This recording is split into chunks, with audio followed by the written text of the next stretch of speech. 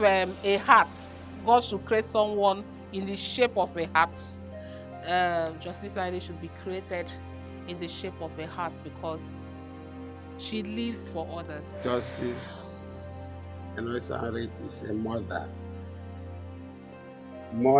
of mothers. She never ever lies to us. She is spectacular. 60 is almost like scam, around her. She doesn't look any bit. When I see my 88-year-old father today, feeble and having to hold me to move around, I wonder whether this is the same man that would beat us when we were small, to make sure that we studied and we didn't tell lies. When she goes to work, and I'm here, I go, sometimes I say, So anytime I hear she's back, I cheer up.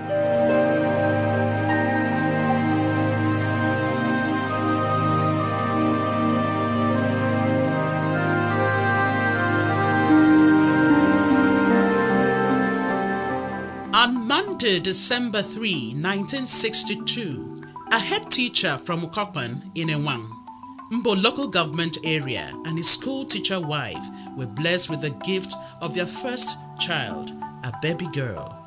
They called their bundle of joy Eno. During the Civil War, I remember how my mother would tie me at her back and someone else would carry my little brother. My mother was pregnant also, and we would run into the bush.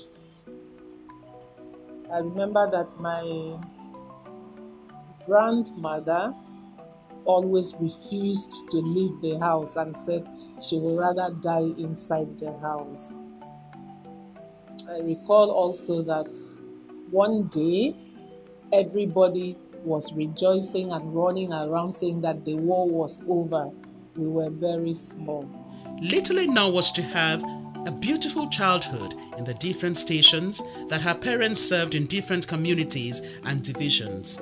Our early years were mainly in different stations where our school teacher parents served. And wherever we lived in the school compound, would have passed as the GRA of those days. We had a beautiful childhood. I do not remember ever being hungry as a child. There was always food to eat.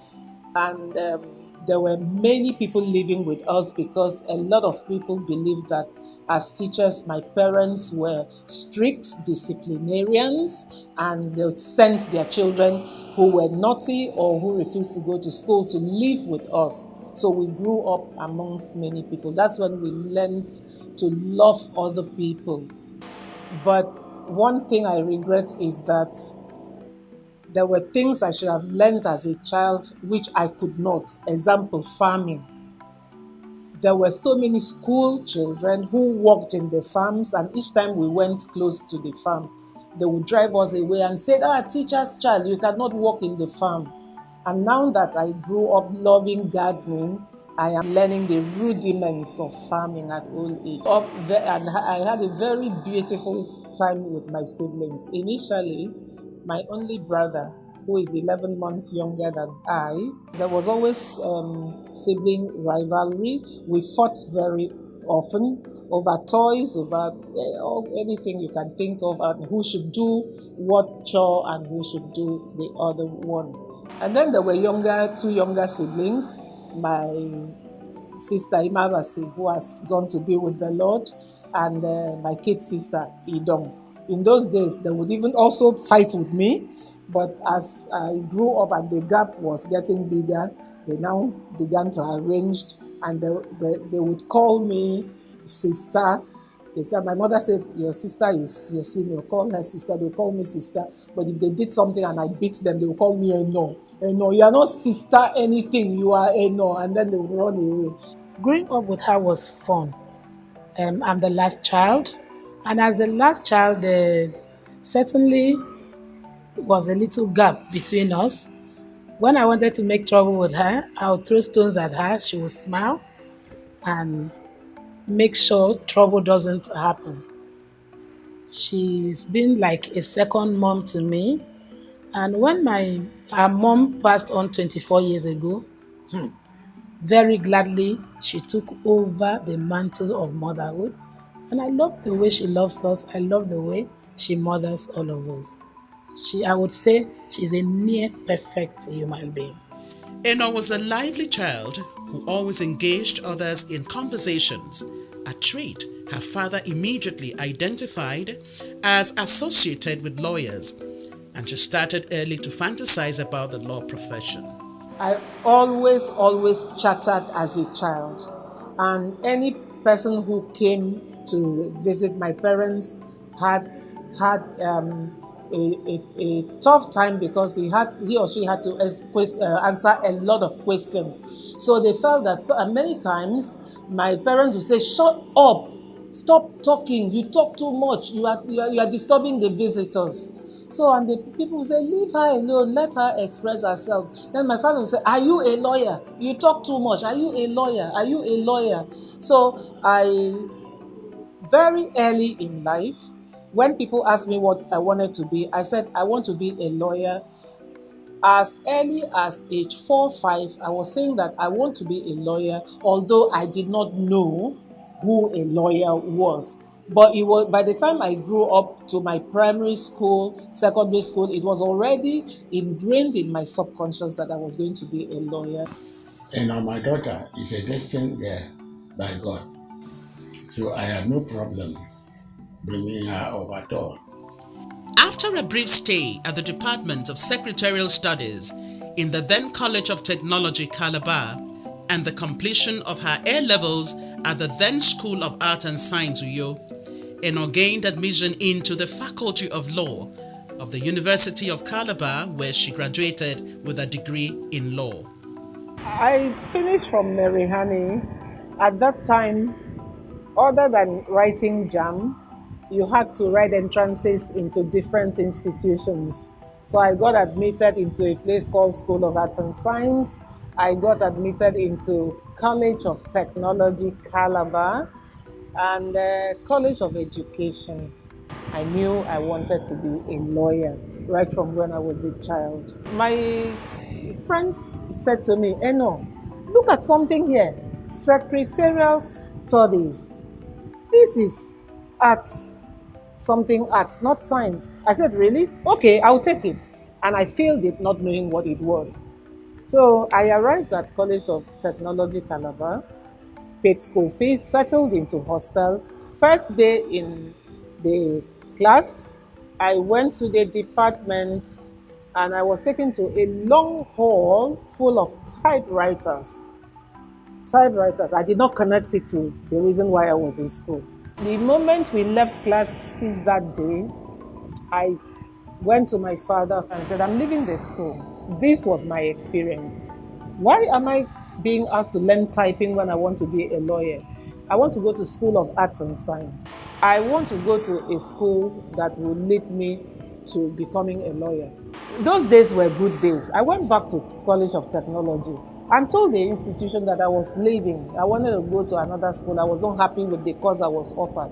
They calculated my stay of about 5 days in the institution, took out that one and gave me back the school fees. And I took the school fees, entered public transport to School of Arts and Science Uyo and registered, did my 2 years A-level. That was how I ended up in University of Calabar through A-level. University was nice. First year, of course, with my brother, whom you know, we started school together. Both of us ended up in the same class reading law together. I had to bring up 2 of them at the same time in law school. The first man to handle 2 law students. While at the University of Calabar, Eno met Henry, a core member, and 3 months later, they were married. First year was fine, but by second year, I got into marriage, early marriage. I was going to school as a young married person, and I finished up in Unical. A greater part of that time was spent off campus. It is only the first year that I said I was really a bona fide student staying in on campus. After that, I moved out to stay with my husband. Over the period, found my wife to be an angel, I will call her. Very loving, very caring, good mother, and I would say the greatest caregiver. My wife, I would say, is a good woman. In Obon, as in our local parlor, we say that Kenyan Wasap, Eno is a gift. She is a gift from God to me. With marriage came the desired fruit. First to arrive was a baby girl, Adidi, then Uwe, Precious and Henry Jr. The arrival of children did not hinder Eno Isangedighi's ambition. She completed her law degree, went on to the Nigerian Law School before her employment, which was initially in the private sector. Going through the training in law and seeing how, in quote, dreadful it was and really, really tedious, I made up my mind that I was not going to be a practicing lawyer. I didn't like the courtroom. I did not like the courtroom. Most young lawyers are terrified about the courtroom, and if they had a choice, they wouldn't go there. So I chose not to practice. I would rather do corporate practice. I wanted to work in the bank or in any of the companies around. So I started to look for employment opportunities in those places. I found one as company secretary and legal advisor to Cross River Estates Limited. It was a plantation, a large plantation. However, with the creation of Akwa Ibom State, Eno Isangedighi and her family moved to Uyo, and she became an employee of the Ministry of Justice. Began to learn the rudiments of practice. I could no longer run away from the courtroom. I began my work in the Ministry of Justice in the Directorate of Civil Litigation. After some years, after I rose to become a deputy director there, I was posted to work in the Directorate of Public Prosecutions. So I was prosecuting, and I got familiar with that. Then, after I obtained my master's degree from the University of London, upon coming back, I was made to start the Center for Alternative Dispute Resolution. Despite her resolve not to work in the courtroom, her voyage in the Ministry of Justice prepared her for the versatility needed in the bench, and in 2008, she was sworn in as a High Court judge alongside 3 others. I was working at the ADR department when I was appointed a judge. So it's as if I came on board the judiciary quite prepared for the work that I'm doing. I was appointed 15 years ago, precisely on the 28th day of March 2008. I have served in Uyo Judicial Division, then Ikot-Ekpene. I was posted to Eket, where I stayed for about 5 years. I had a brief stint at Etena, and presently the administrative judge of Abak Judicial Division. I see my work as a judge as a calling. Administering justice to the world is like standing in the stead of God. That is what God would have us do. He cannot come and do it personally. So people like us are appointed. Justice Eno Isangedighi's rise in the judicial service and the daily demands of solitude has led to new discoveries centered around family bonds and traditions. It has not been possible for me to have many friends socialize because of the work that I do. The work draws you away from the society and does not allow you to mix with people so that you are not easily accessible to them. over the last 15 years on the job, I have accepted it and I am used to it, which is the reason why more than ever before, my happiness has to be generated within the family, and I have successfully done that over the years. She was the first friend I knew. I am 4 years older than my immediate junior brother, and the rest are boys. So, all my life, I learned to play on my own. I learned to love my space, love books. That's how I started reading very early. I learned to read from her.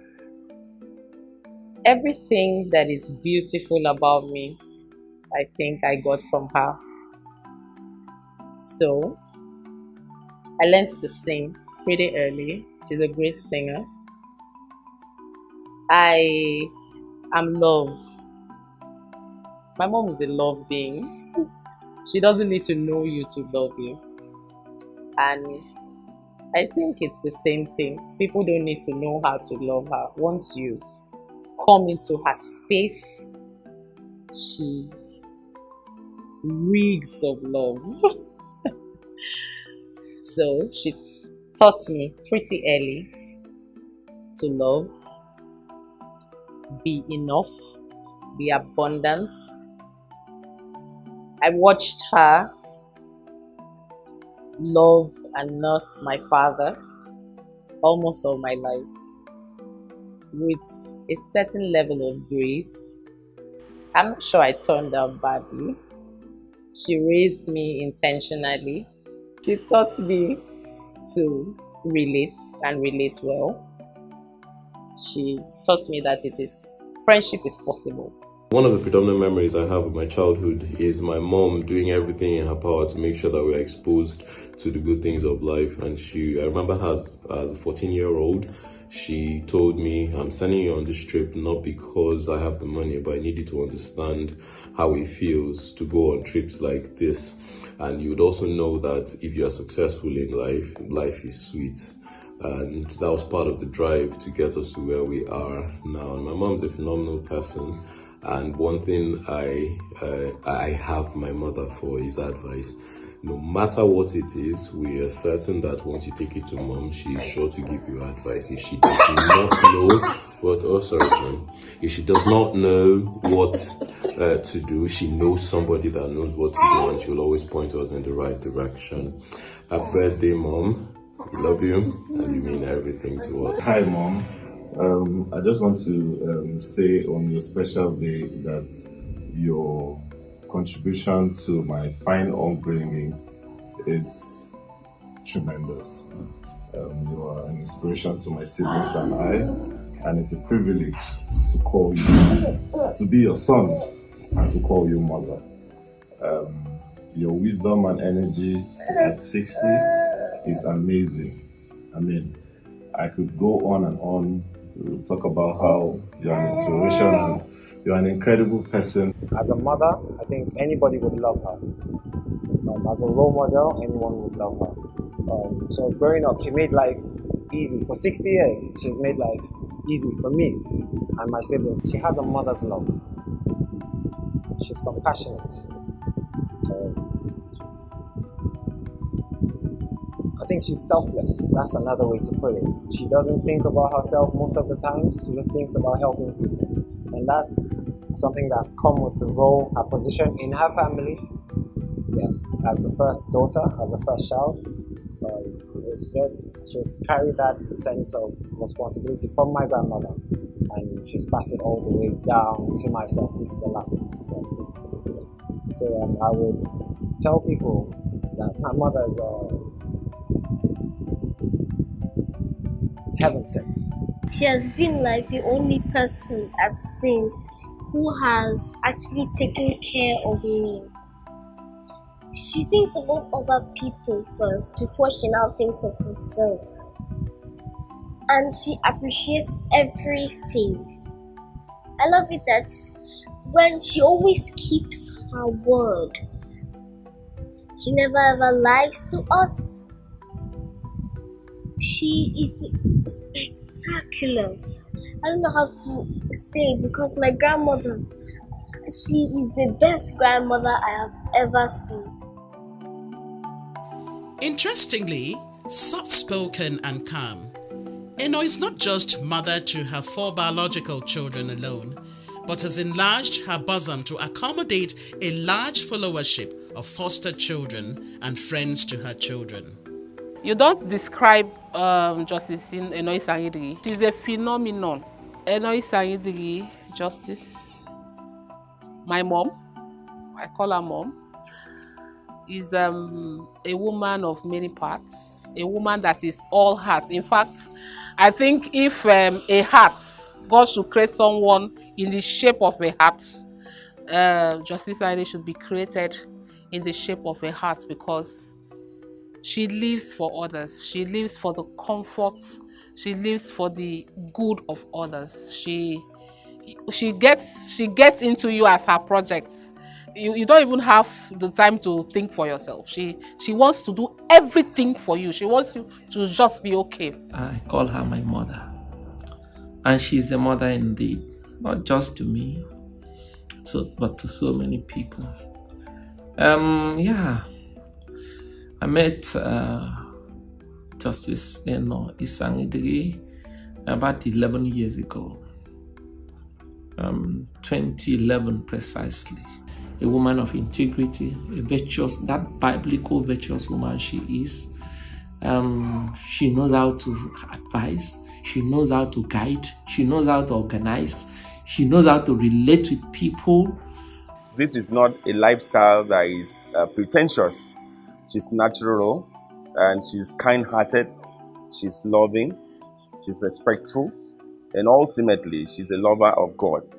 And so she ensures that at all times, she makes sure that she cordons us into the pathway that will lead to a life that is more better and frank. Her 38-year-old marriage to architect Henry Sangadi of Mbukpo Eyokan of Ruefonruku local government area remains a model to other couples, together with her staunch and unflinching belief and faith in God. We are happy that God has kept us together for 38 years now. Honestly, I am surprised that we've been together for 38 years because it feels like only yesterday. I can remember Calabar when it all started. I met her on one occasion. I visited Calabar during my NYC. The magnet, between both of us, got together. And over the period, found my wife to be an angel. I wake up in the morning, I see her, I smile. It's a source of joy to me. Yes. When she goes to work, and I'm here at home, sometimes I say, ah. So anytime I hear she's back, I cheer up. Just as diamonds are associated with strength and love, Justice Eno Isangedighi stands out with a plethora of virtues credited to her by her family and associates. In the family, I have discovered that many times she denies herself comforts just to make sure that we, the family members, are comfortable. The things I desired and expected of my mother-in-law, in whom I saw love, I have not lost it in Eno Isangedighi. She has loved me, she has loved my family, she has done so much. She has been a leader that is able to galvanize the family. Eno is a very wonderful person. She's very nice. She goes out of her way to be close to people. And she's more of a sister to me than a colleague. Several times she has stood by me, particularly during my trying times. Even in my happy times, she's always there for me and very supportive. She's one of those that I really count on the bench as being mine. Very dependable. I think she's someone you should have, if you have in your corner, you'll know that you have a support. She's very caring, devoted. That's what I love about her. And if she ever takes on a course, relax, know that she's going to give it her best shots. She is a jolly good fellow, for God's sake. She is ready to suffer privation for the sake of others. From the day I met her till now, she has been in my best description and epitome of a real woman. Justice Eno Isangedighi is a mother of mothers. She's a caring woman. Since when I came to this family, she has been showing me love, not only me, my extended family, in the world. She is a mother. It's awesome. She has taught me so much. She has taught me patience in a lot of things. Where I may want to put fire in a place, it's likely to be the one that will tell me, Gloma, don't do it that way.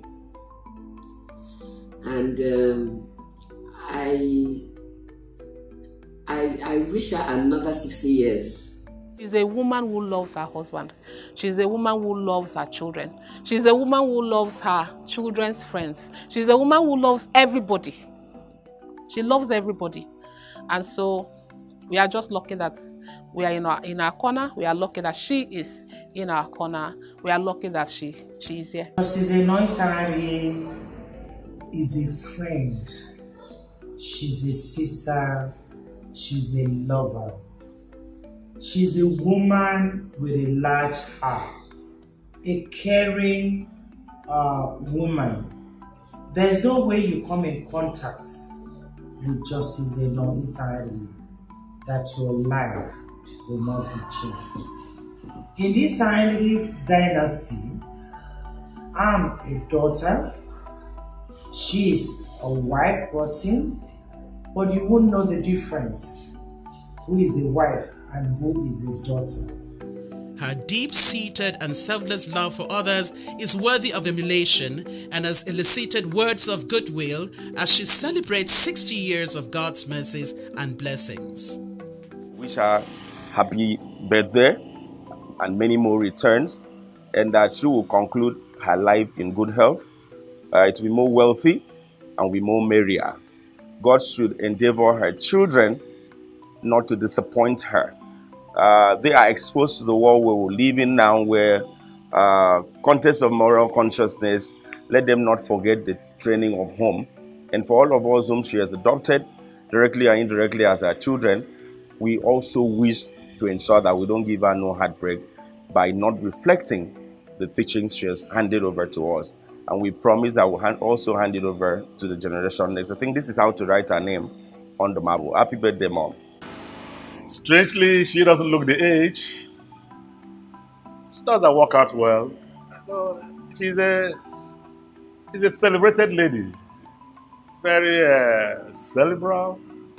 I wish her the very best of life.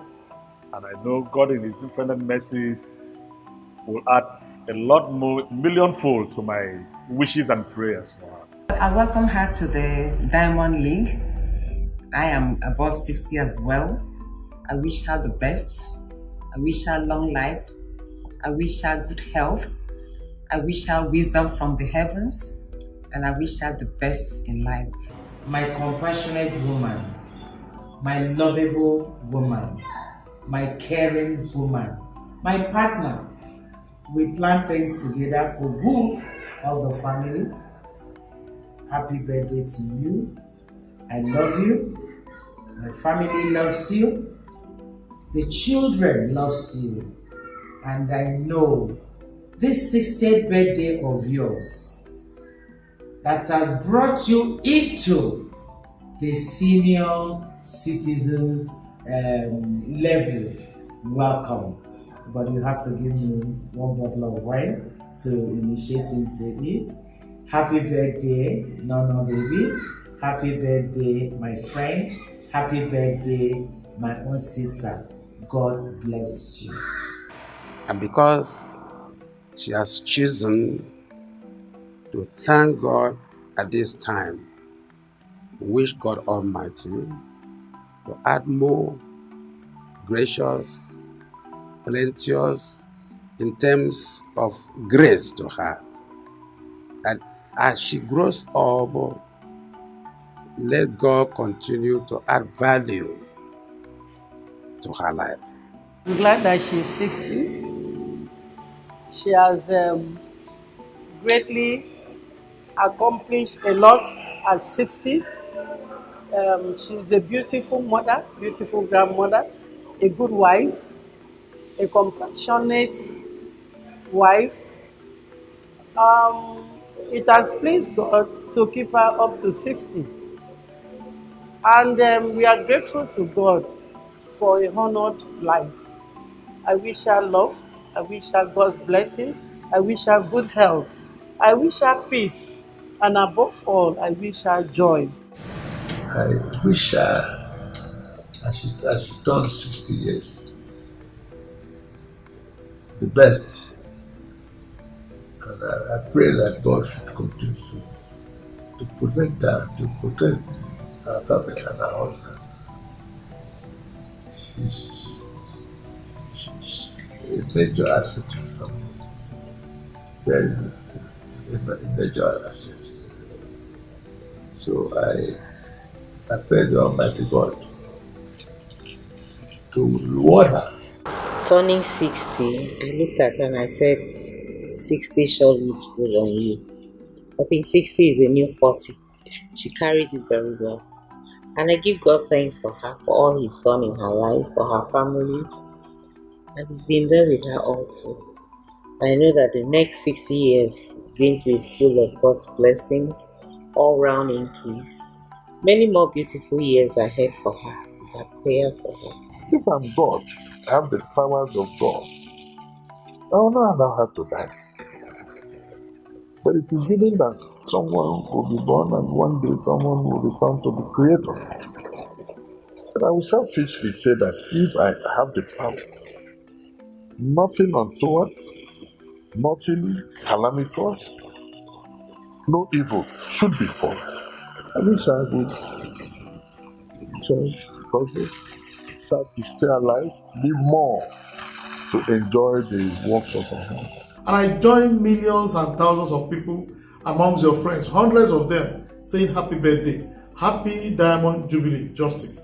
Happy Diamond Jubilee for a woman I call a woman of candor, a woman that I just call, wow, this one is an accomplished personality. My Lord, I wish you the very best. Happy birthday. 60 years of wishing her the very best. 60 years of promising her that we will be together again in the next 60 years.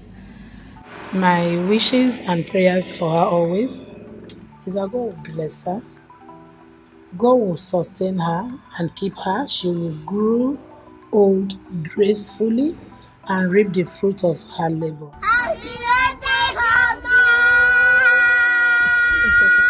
60 is almost like scam, around her. She doesn't look any bit. I wish her the best.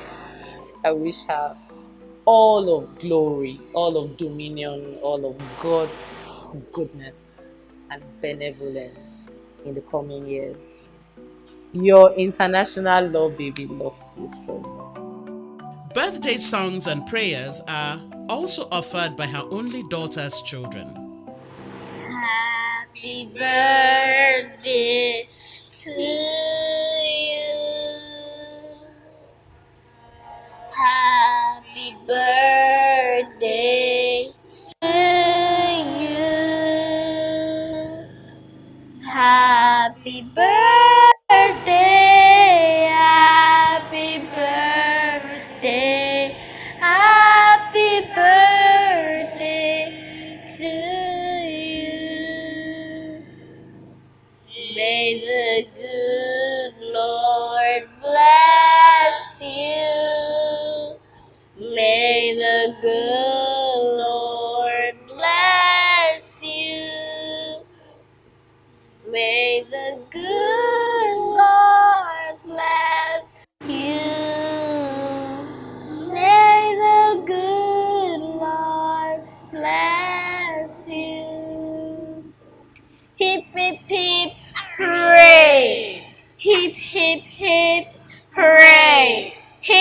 hip, hip, hooray! Happy birthday, Grandma. Father, I commit my grandmother into your hands. Please don't let her leave us alone. Father, I cover my grandmother with the blood of Jesus. I cover my grandmother with eternal memories. From you, Father, I just pray that you keep my grandmother alive, because she's one of the people who have made sense into my life. So please, Father, don't let anything happen to her. Don't let any sickness touch her. In the mighty name of Jesus.